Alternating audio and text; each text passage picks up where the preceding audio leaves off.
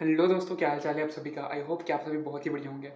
तो सबसे पहले मैं अपने बारे में बता दूं कि मैं एक क्लास 12th का स्टूडेंट हूं जो कि लक्ष्य बैच से तैयारी कर रहे हैं। और लक्ष्य बैच में आप ज़्यादातर लोगों को ये दिक्कत होगा जो कि मेरे को फेस हो रहा है, कि हम लेक्चर को जब हम कोई चीज़ पढ़ लेते हैं तो उसको रिवाइज़ करने में दिक्कत होती है। तो उसी चीज़ को सॉल्व करने के लिए चैनल बना है। तो इस चैनल में आपको जितने भी लेक्चर हमारे लक्ष्य जेई बैच में हुए हैं उन सब चीज़ का समरी मिलेगा। तो आज के इस लेक्चर में हम करेंगे determinants class 12th by Sachin sir का समरी। तो दोस्तों इसी लेक्चर से हमारी जर्नी का शुरुआत हुआ था, तो चलिए इसको समराइज़ करते हैं।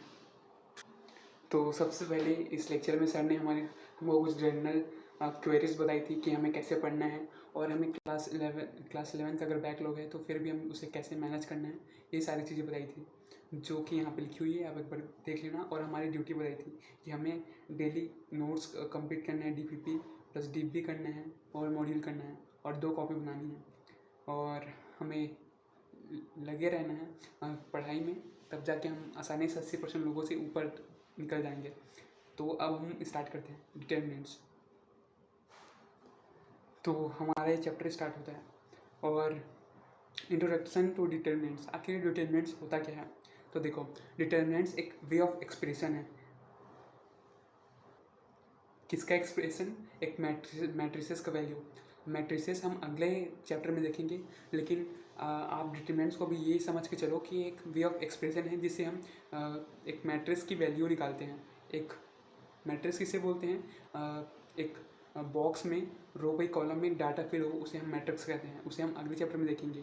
तो डिटर्मिनेंट्स ना वो एक्सप्रेशन है जिससे हम मैट्रिक्स की वैल्यू निकालते हैं। तो देखते हैं कि हम डिटर्मिनेंट्स का यूज़ कैसे करते हैं। तो देखो, जनरली सबसे पहले हम कुछ बेसिक टर्म्स के बारे में जानते हैं। देखो, ये जो टेबल है ना, जहाँ पे रो और कॉलम लिखा है उस पर गौर करो। तो वो जो टेबल में ऐसे ऐसे जो लाइंस है उसे हम रो कहते हैं, और नीचे वाले को रो 2, और ऐसे जो कॉलम है उसे हम कॉलम कहते हैं।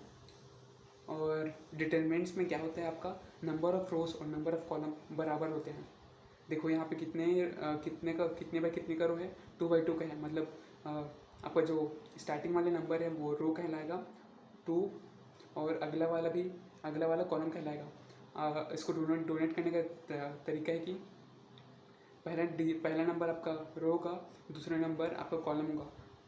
2/2 मतलब 2/2 का डिटर्मिनेंट है।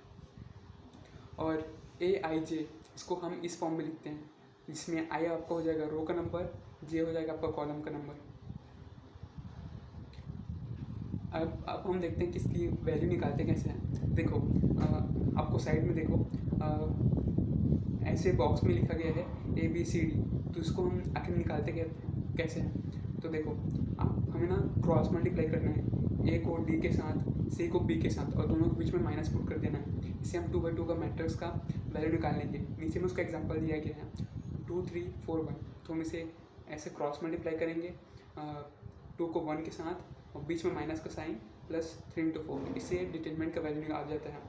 और रिमेंबर एक चीज़, अगर कोई डिटर्मिनेंट के अंदर सिंगल एलिमेंट है तो वो एज इट इज़ बाहर निकलता है। और मान लो 3/3 का डिटर्मिनेंट आपको बनाना है, तो आप कैसे बनाओगे? तो आपको 3 रो बना लेना है, 3 कॉलम बना लेना है, और 3/3 डिटर्मिनेंट को 3/3 डिटर्मिनेंट का वैल्यू आखिर निकालते कैसे हैं? तो आइए देखते हैं। तो देखो, आपको डाटा दिया गया होगा डिटर्मिनेंट के अंदर, तो उसके ऊपर ना आपको प्लस माइनस प्लस लिख देना है। फिर जैसे आप प्लस माइनस लिखोगे, तो आप उसके बाद उस रो के अलॉन्ग डिटर्मिनेंट को एक्सपैंड कर देना है। और एक्सपैंड कैसे करते हैं? देखो, आपका जो +2 है ना उसको सामने में लिखो, फिर उस रो और उस कॉलम को भूल जाओ। फिर उसके बाद जो 4 डिजिट बचे हैं ना, 0 -3 2/5, इन सबको क्रॉस मल्टीप्लाई करो। और ऐसा करोगे, ऐसा उसके बाद अगले के साथ करना है, जहाँ -1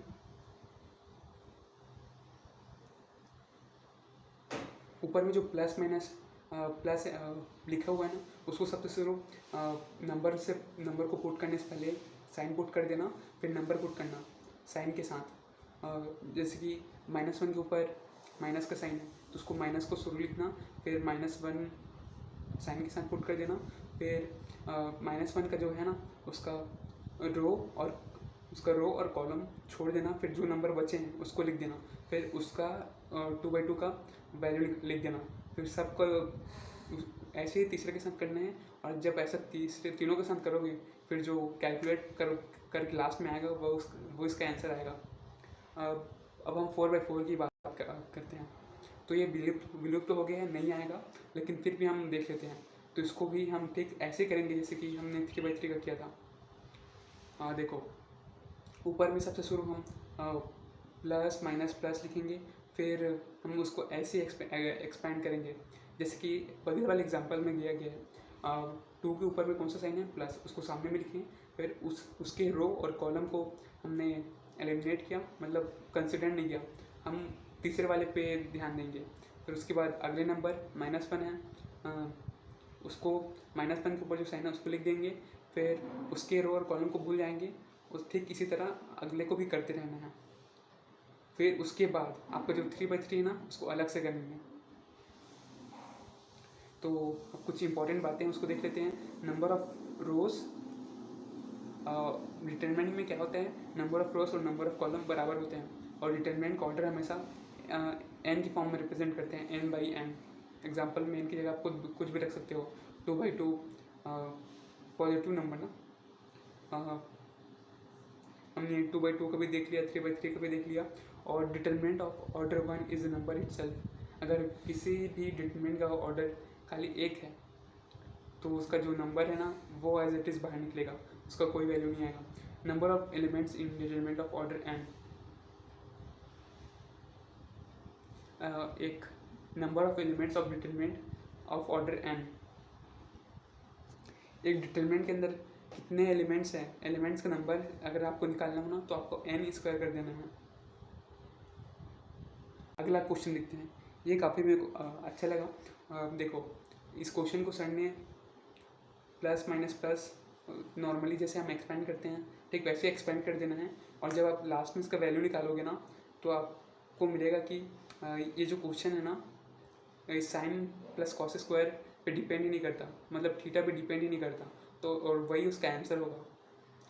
और अगला क्वेश्चन एसिडिक क्वेश्चन, ये काफ़ी दमदार क्वेश्चन है, इसे देख के तो सबको डर लगेगा, लेकिन इस क्वेश्चन में हमें क्या करना है पता है, हमें ना एक्स की जगह इस देखो इस क्वेश्चन में हमें ई का वैल्यू निकालना है, और इस क्वेश्चन में सब जगह एक्स भरा हुआ है, और हमें एक्स की जगह 0 पुट कर देना है। फिर जैसे हम 0 पुट करेंगे ना तो बहुत सारे नंबर्स गायब हो जाएंगे, और उसके बाद जो नंबर्स गायब हो जाएंगे और जो बचे रहेंगे हम उसको कंसिडर करेंगे। जैसे कि यहाँ पे सबकी जगह 0 पुट कर दिया तो बचेगा आपका 0 -1 3 1 0 -4, फिर अगले रो में -3 4 0। उसके बाद हमें इसके ऊपर प्लस माइनस प्लस जैसे नॉर्मली 3/3 में निकाल देते हैं हमें वैसे करना है, और इसको हम जैसे एक्सपेंड करेंगे तो हमें वैल्यू मिल जाएगा। अगला एसिडिक क्वेश्चन हमने होमवर्क दिया था, और इसी के साथ ये लेक्चर खत्म होता है। आई होप आपको समझ में आया होगा, और मिलते हैं नेक्स्ट पार्ट में। अगर नहीं समझ में आया यार तो वापस कोशिश करूँगा अगले लेक्चर में समझाने की। टिल देन बी हैप्पी, जय हिंद।